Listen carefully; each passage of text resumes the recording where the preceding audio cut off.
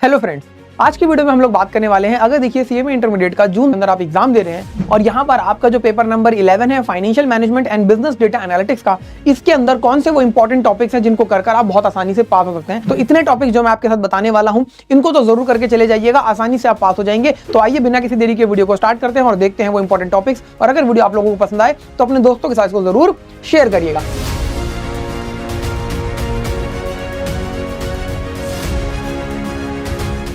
तो सर यहाँ पर अगर मैं आप लोगों से कहूं कि आपका किस तरीके का देखिए वेटेज है टॉपिक्स की, तो आपके सामने ये स्टडी मटेरियल देखिए ओपन कर लिया गया है। इसके अंदर क्लियरली हमें यहाँ पर दिख रहा है कि देखिए आपके जो ये टॉपिक नंबर 3 से लेकर टॉपिक नंबर 7 तक है, ठीक है जी, जिसमें आपका tools for financial analysis, source of finance and cost of capital, capital budgeting, working capital management, financing decision of the firm, ये बहुत ज्यादा इंपॉर्टेंट टॉपिक्स है। इनको आपको अच्छे से करके जाना है। अब यहां पर भी इन टॉपिक्स के अंदर कौन सी वो चीजें हैं जो हमें खास तौर पे देखनी है, वो हम अभी इन डेप्थ डिटेल में समझने वाले हैं। इससे पहले हम बात करें सेक्शन बी की, बिजनेस डेटा एनालिटिक्स की, तो यहां पर देखिए आपको अपना ये topic number 9 data processing, organisation, cleaning and validation, ये करके जाना है। इसके साथ साथ डेटा एनालिसिस एंड मॉडलिंग, ये आपको देखिए बहुत अच्छे से करके जाना है। अब चलिए बात करते हैं एफएम के अंदर कौन से वो इंपॉर्टेंट टॉपिक्स इन डेप्थ में आपको करके जाने हैं। तो आपके साथ मैं यहां पर देखिए लेने वाला हूं। तो देखिए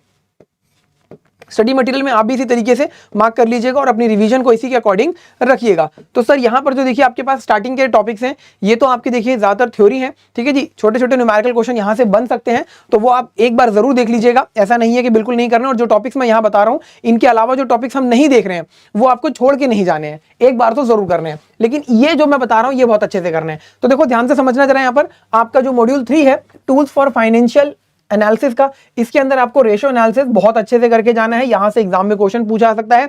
इसके साथ साथ आपका फंड फ्लो स्टेटमेंट और कैश फ्लो स्टेटमेंट काफी ज्यादा इंपॉर्टेंट है। इन दोनों को आपको अच्छे से करके जाना है, ठीक है जी। चलिए बात करते हैं आगे। तो सर सोर्स ऑफ फाइनेंसिंग और कॉस्ट ऑफ कैपिटल के अंदर आपको कॉस्ट ऑफ कैपिटल वाले टॉपिक को बहुत अच्छे से करके जाना है। Weighted average cost of capital कैसे निकाली जाती है ये आपको आना चाहिए। Cost of equity, cost of preference shares, cost of retain earning, cost of debt, ये सारी चीजें आपको यहाँ पर पता होनी चाहिए। विद फॉर्मूला आप देखिए एग्जाम में प्रेजेंट करेंगे, ठीक है जी, फॉर्मूला जरूर लिखेंगे। बात करें सर अगर आपके अगले टॉपिक की, that is capital budgeting, again one of the most important topic. यहां पर देखिए आपको ये पूरा का पूरा 5.1 से लेकर 5.4 तक बहुत अच्छे से करके जाना है। और इस वाले को एक बार जरूर देख लीजिएगा, ठीक है जी, रीड करके जाइएगा।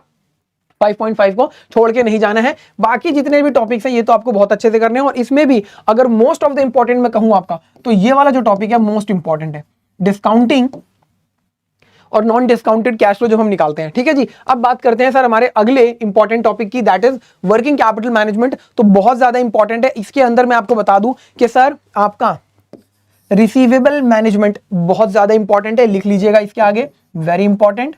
इसके साथ साथ आपका management of cash and cash equivalents, ये भी आपका बहुत ज्यादा इंपॉर्टेंट है। इन दोनों को बहुत ज्यादा प्रायोरिटी पे रखिएगा, इनको बहुत अच्छे से करके जाइएगा और इनके ऊपर के जितने भी क्वेश्चंस हैं वो आपको अच्छे से करने हैं। इसके साथ साथ इसके बाद अगर कोई टॉपिक आपको देखना है सर यहां पर, तो फाइनेंसिंग ऑफ वर्किंग कैपिटल, ये आपको देखिए करना है। और इनके ऊपर की कोशिश करिएगा कि जो पास्ट एग्जाम के क्वेश्चंस हैं वो बहुत अच्छे से करिएगा। यहां पर मैक्सिमम परमिसिबल बैंक फाइनेंस, ये क्वेश्चन कई बार देखिए एग्जाम में पूछ लिया जाता है। और थ्योरी भी आपको देखो यहां से देखने को मिल सकती है।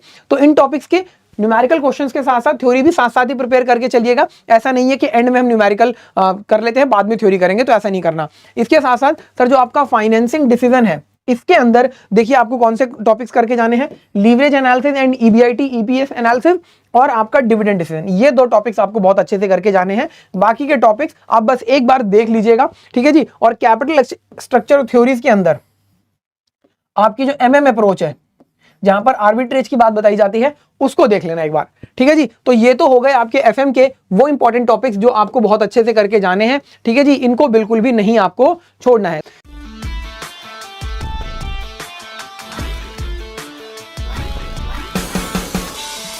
तो ये सारे वो इंपॉर्टेंट टॉपिक्स हैं। और इसके साथ साथ जो आपका सेकंड पार्ट है देखिए, जिसमें आपकी इक्वल वेटेज आप दिखाई दे रही है आपको यहां पर, इसके अंदर देखिए मैं आपको कहूंगा कि ये जो आपका 9 और 11 इन दोनों को बहुत अच्छे से कर लीजिएगा। और इतना अगर आप कर लेते हैं तो बहुत आसानी से पास हो जाएंगे। बाकी देखिए टॉपिक्स के ऊपर भी हमने सब्जेक्ट्स के ऊपर इस तरीके से वीडियो बना रखी है जहां पर ये चीज बताई गई है कि कौन से वो इंपॉर्टेंट टॉपिक्स हैं जो आपको एग्जाम में जरूर करके जाने चाहिए। उन सब का भी लिंक डिस्क्रिप्शन में दिया गया है, आप उन वीडियो को देख सकते हैं। मिलते हैं नेक्स्ट वीडियो में, तब तक के लिए थैंक यू सो मच।